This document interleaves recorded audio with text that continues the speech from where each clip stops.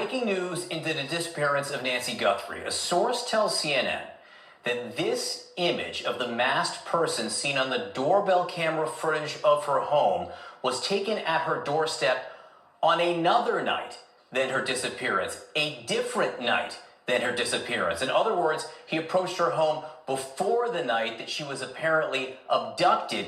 We also have that separate footage that we have seen from the night that she was abducted. So now there is footage from two separate nights, is my understanding.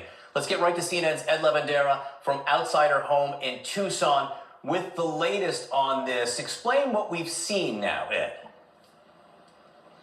Well, this is significant, John, because if you remember back on February 10th, the FBI director, Kash Patel, released those stunning, haunting images of this suspect approaching Nancy Guthrie's home in the middle of the night. And at the time, the FBI director said that these images and photos were captured the morning of her abduction. But this one photo stood out as we were all looking at it and have looked at it over the past week, because in all of the images and all of the videos, you see the suspect with the mask, the backpack, a holster around his waist that has a gun, and obviously the gloves. But if you look at this one particular image, which was in this batch of photos that was released by the FBI, there is that one photo where he's not wearing the backpack and he does not have the holster with the gun in it. So the question was, is that the same time? Was it a different time that same night, or did it come from a different day altogether? Now we've learned from this source that this was from a different day altogether. And the significance of this is that we have been reporting over the last few weeks is that investigators have been asking and canvassing the neighborhood around here, asking for video from January 1st all the way to February 2nd. And also on some very specific days, one in particular, we know that there was an alert that went out to neighbors asking for video between 8 p.m. and midnight on January 11th, nearly 3 weeks before Nancy Guthrie was abducted. So this might help explain why investigators have been so focused on the weeks before her abduction.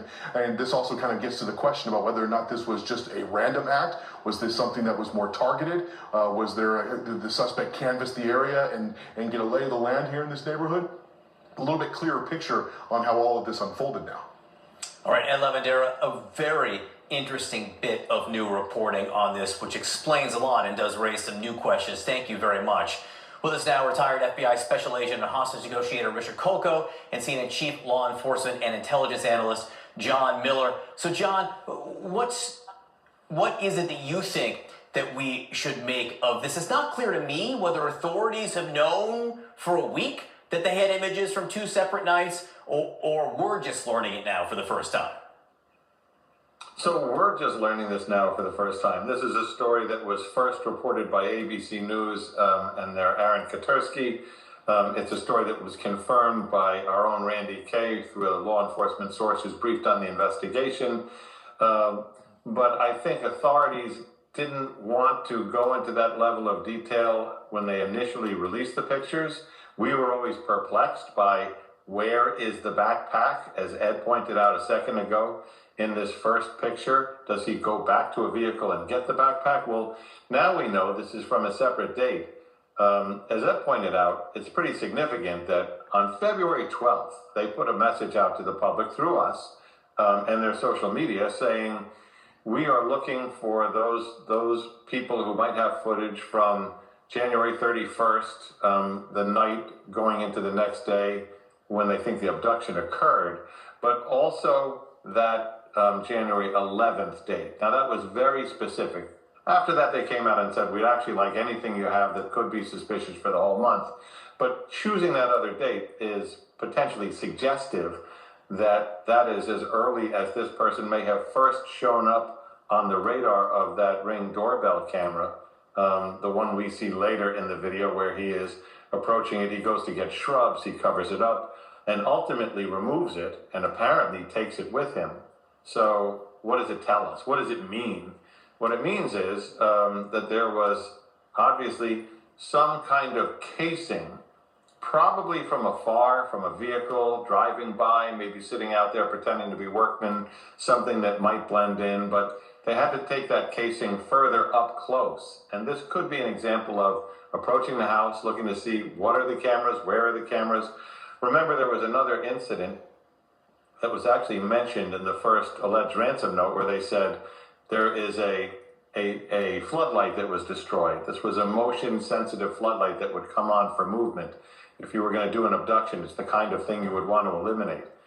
Is that what happened on one of these earlier trips or this trip? So, Richard, what can you do in an investigation when you have two sets of images from two separate nights? How does that help in an investigation?